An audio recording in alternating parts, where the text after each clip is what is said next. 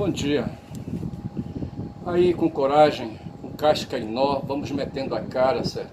Eu estava lindo agora assistindo, são agora 10 horas e 23, eu vou marcar aqui 10 horas e 23, certo?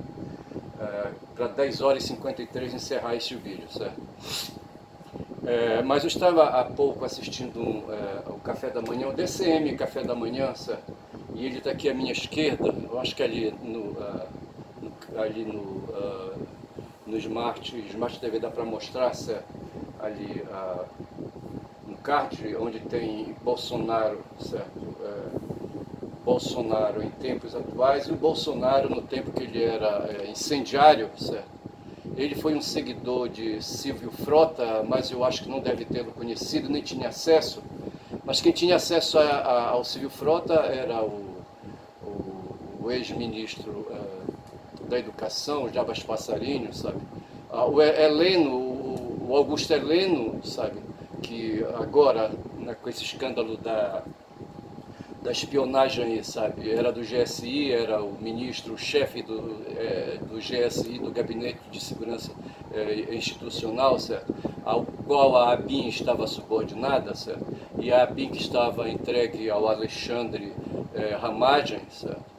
Que sucedeu ao André Mendonça, entendeu? Ou ao Moro.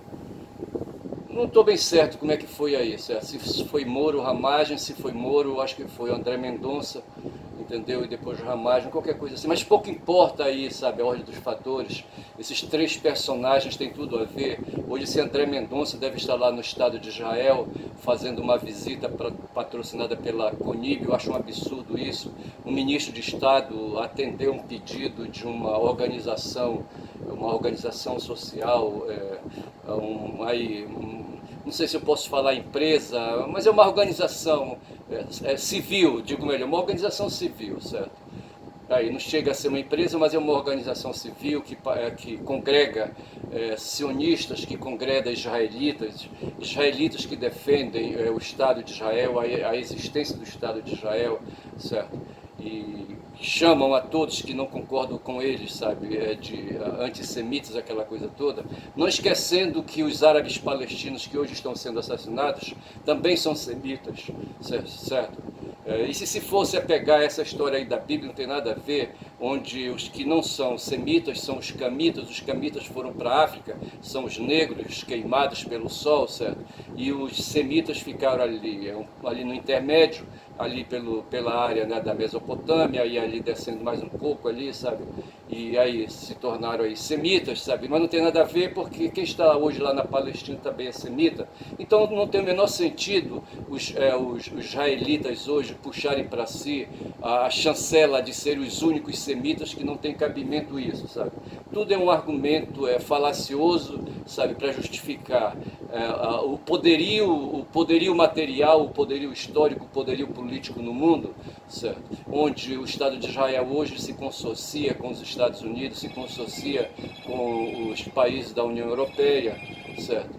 E, enfim, promovem o domínio unipolar, como a gente fala, certo? Hoje o mundo, dominado pelo capitalismo, tem nessas nações aí citadas, né, as nações da União Europeia e os próprios Estados Unidos, incluindo aí o Estado de Israel, eles constituem uma frente hegemônica que preside o capitalismo, que exercita o capitalismo, que exercita o neoliberalismo, nas suas várias nuances, certo? Inclusive com o espírito colonialista, como fazem hoje com a América do Sul. Agora, recente no Equador, ali se votou uma norma que permite que estadunidenses venham para dentro do Estado equatoriano e ali, sabe, participem de decisões soberanas, entendeu? Isso é forma de capitalismo, certo? É forma de capitalismo, forma de imperialismo, sendo mais apropriado aí na linguagem, tá certo? Então, assim, eu estou com esse espírito hoje e tenho aqui na minha frente, mas sem dizer que eu tenho lá na esquerda, no Café da Manhã, eu falava que eu tinha assistido um jornalista baiano chamado Mário Kertz, certo? Um jornalista antigo, certo? Com o qual o Leandro Forte tem tem hoje 50 anos, então há uns 30 anos atrás o Leandro trabalhou na empresa do Mário Kertz, certo? E os dois se encontraram ali, se lembraram, entendeu, de experiências vividas, de memórias afetivas compartilhadas, tá certo? E o Mário falou uma coisa aí, de tudo que falou, sabe, de que foi na década de 80, e em 80 eu estava em Manaus, certo? Eu estava em Manaus quando chegou lá um Papa, certo? Um Papa João Paulo II, entendeu? Um polonês conservador, né, que assumiu aí o lugar do João Paulo I, que teve uma curta duração, João Paulo I breve, certo? Assumiu o papado, em seguida morreu, e assumiu João Paulo II, e nessa ocasião, eu acho que foi em 82, eu estava estava em Manaus, certo? E fui a Constantino Neri bater palma, sabe, para ele, sabe, assim, curioso, né, pela curiosidade e pela alienação também, certo? E esse cara se revelou, esse Papa aí, sabe, um sujeito conservador de altos tipos, se posicionou na Guerra Fria, naquela época, em 80, ainda tínhamos a Guerra Fria em andamento, certo? Ele se posicionou, certo, como polonês, sabe, fez esforços para livrar o Estado polonês do socialismo liderado pela Rússia, pela União Soviética, certo? A Polônia fazia parte da União Soviética, ali se criou um sindicato, o Sindicato Solidariedade, liderado por um polonês, que agora eu não vou lembrar o nome dele, certo? Esse cara chegou a vir a ser até presidente da Polônia, e o João Paulo II apoiava, e segundo Mário Kertz, quando esse cara veio aqui ao Brasil, no mundo de um modo geral, mas aqui no Brasil, ele abriu a porta para o neopentecostalismo, certo? Ele enfrentou a teologia da libertação, certo?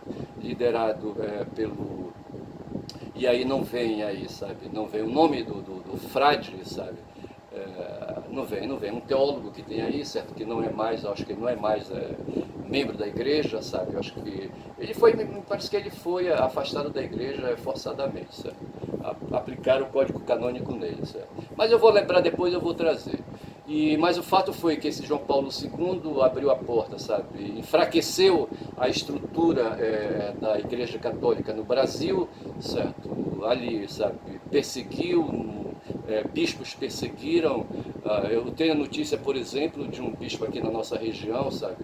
Tem uma praça ali no bairro da Marambaia, não vem o nome do sujeito também, certo? Mas ele era bispo aqui na região norte, e foi bispo em Manaus, foi bispo aqui em Belém, no Pará, certo?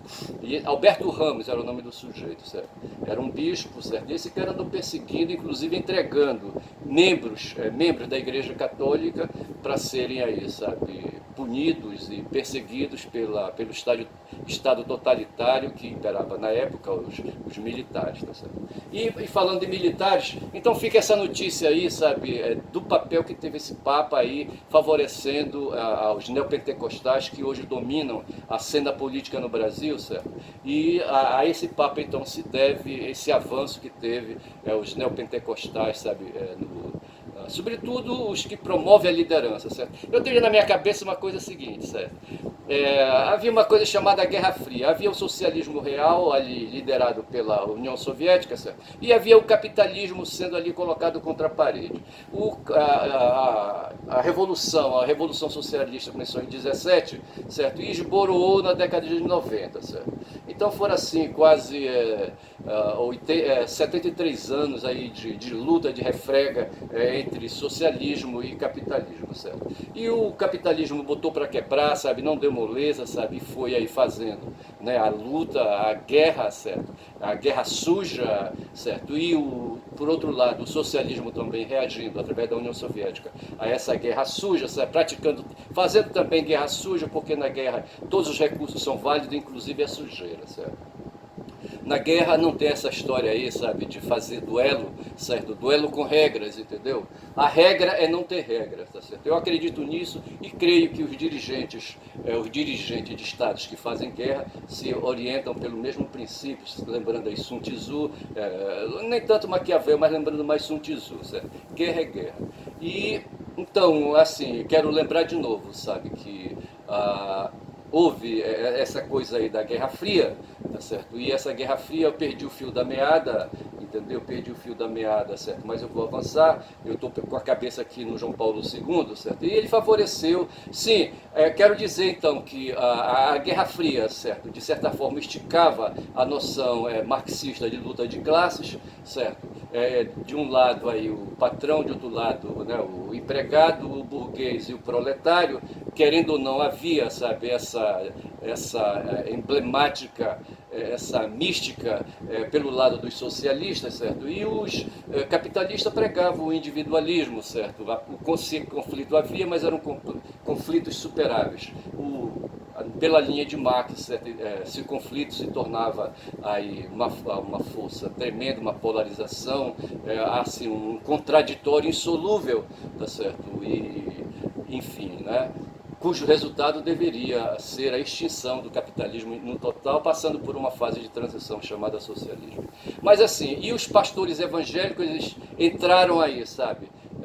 Para fazer frente às lideranças sindicalistas, tá certo? Eu vejo isso está bem claro na minha cabeça, sabe? E onde havia a sede de um sindicato, eles construíam 10 portas abertas aí, sabe, para funcionarem como igrejas, certo? E colocavam pessoas lá dentro, os pastores, para atrair ali, sabe, o indivíduo, os cidadãos individuais, certo? E assim despidos da condição de proletário, da condição de trabalhador, da condição de empregado, tá certo? E fizeram então essa guerra calada, sabe? Mas uma guerra suja aí para eliminar, despir nesse cidadão de qualquer possibilidade de usar uma roupa socialista, tá certo? Para mim o que houve foi isso, tá certo?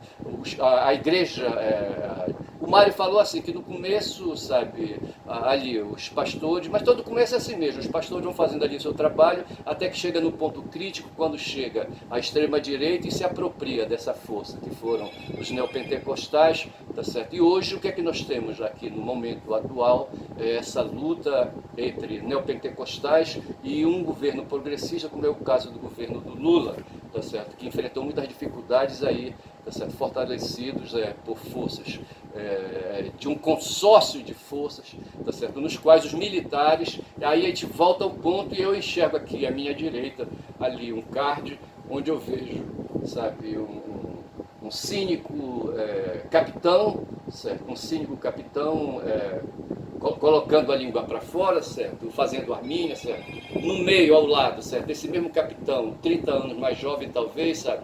No tempo em que ele dizia que comia cu de galinha, sabe?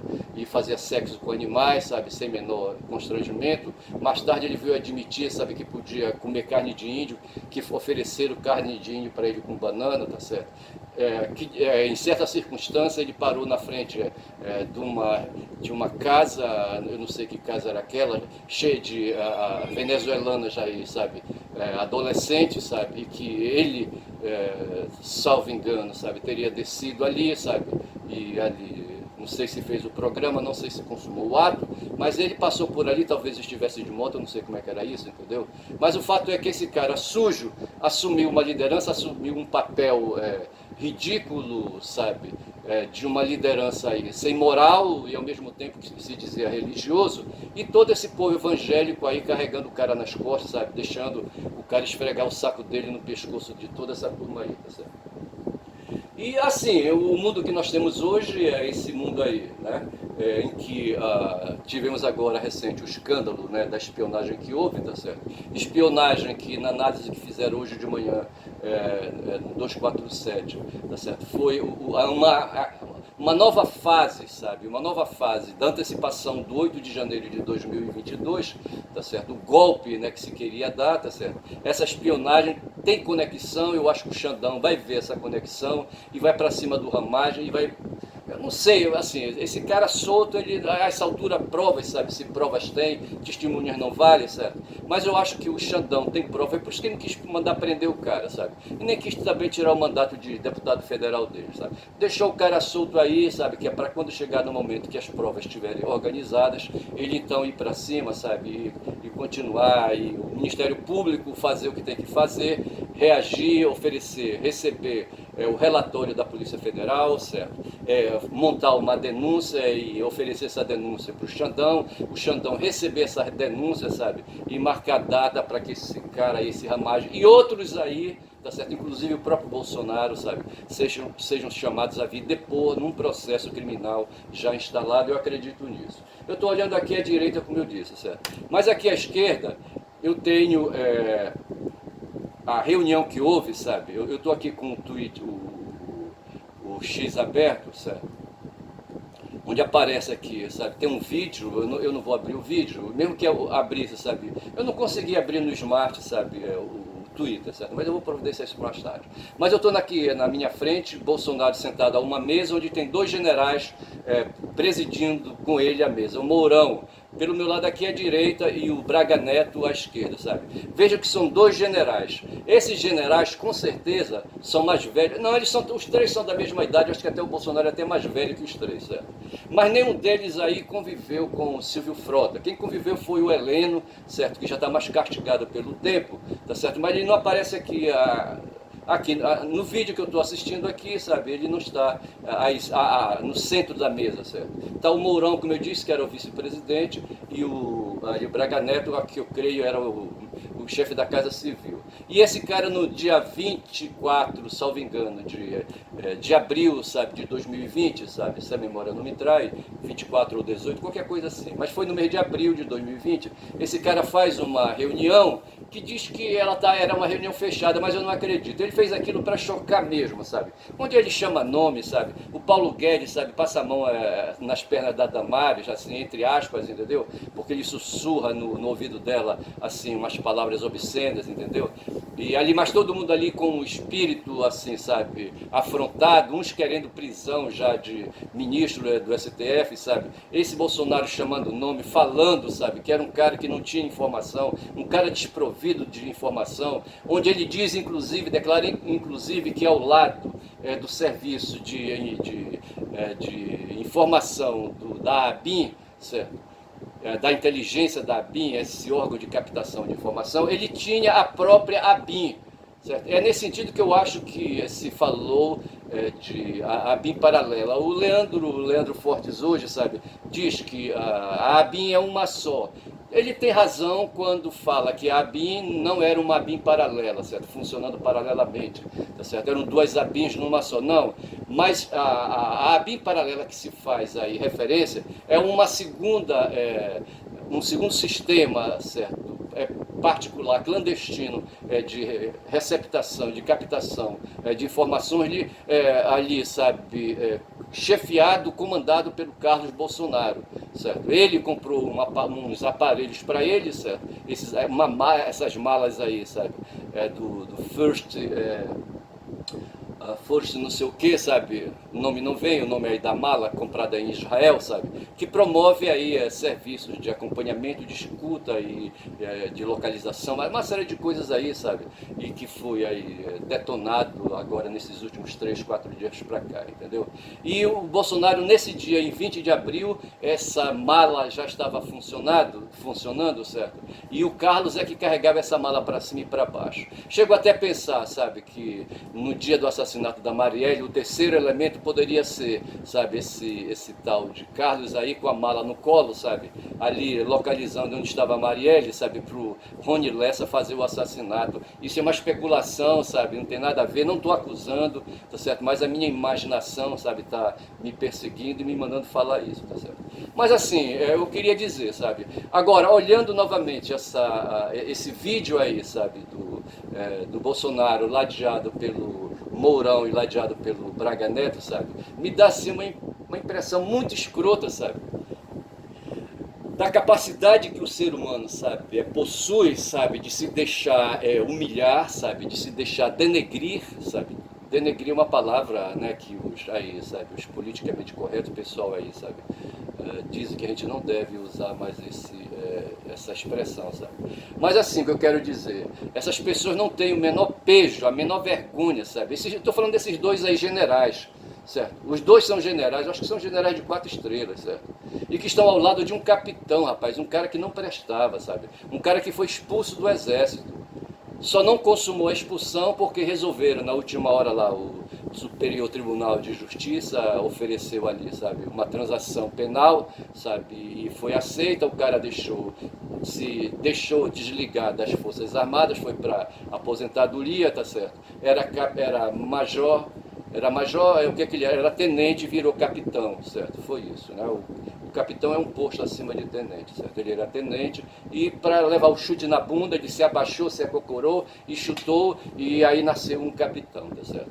Então assim, deixe-me ver aqui, eu estou com, são 10h43, certo? Eu acho que eu estou no meu tempo, tá certo? Falei demais, dei bom dia a cavalo, entendeu? Era isso que eu tinha para falar. Não fiz vídeo ontem porque me ocupei com umas questões aí, sabe, de pai, sabe? Pai tem que cuidar dos filhos, entendeu? Eu fui me ocupar, dar atenção a um filho aí que está ingressando numa faculdade aí, sabe, de psicologia, terminou o ensino médio, vai agora aí, sabe, para uma faculdade de psicologia estudar, fazer uma graduação, e eu fui lá dar um apoio, que eu tinha mais hora que fazer isso, tá certo?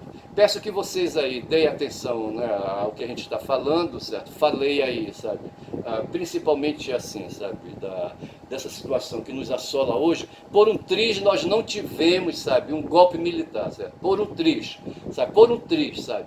Os caras gastaram dinheiro do Estado, inclusive, dinheiro que o Paulo Guedes liberou, dinheiro do orçamento, sabe? E ninguém vai ser preso por isso. O Lira, sabe, ajudou, sabe? O Lira, o outro aí, sabe, o cara aí, um que foi aí, o Maia, sabe, o filho do Maia, César Maia, como é o nome dele? Eu não vou lembrar, mas foi presidente da Câmara, sabe? Que teve oportunidade, que conviveu com o Bolsonaro também, depois veio o Lira, veio o Pacheco, veio o Alcolumbre, todo esse pessoal aí, sabe, lá no Congresso não fizeram nada. Hoje o Congresso Nacional é um poder, sabe, um poder acomodado, um poder conivente, sabe, ao lado do Poder Judiciário, ao lado do Poder Executivo. Estou falando da atualidade, sabe, que são o Executivo e Judiciário, dois poderes que hoje fazem frente, fazem guerra à extrema-direita, sabe, e o bicho está pegando e eu espero mais é que continue pegando. Meu nome é Ernest, hoje é sexta-feira, sextou, certo, para quem gosta de tomar um Pirinite, certo, que tome,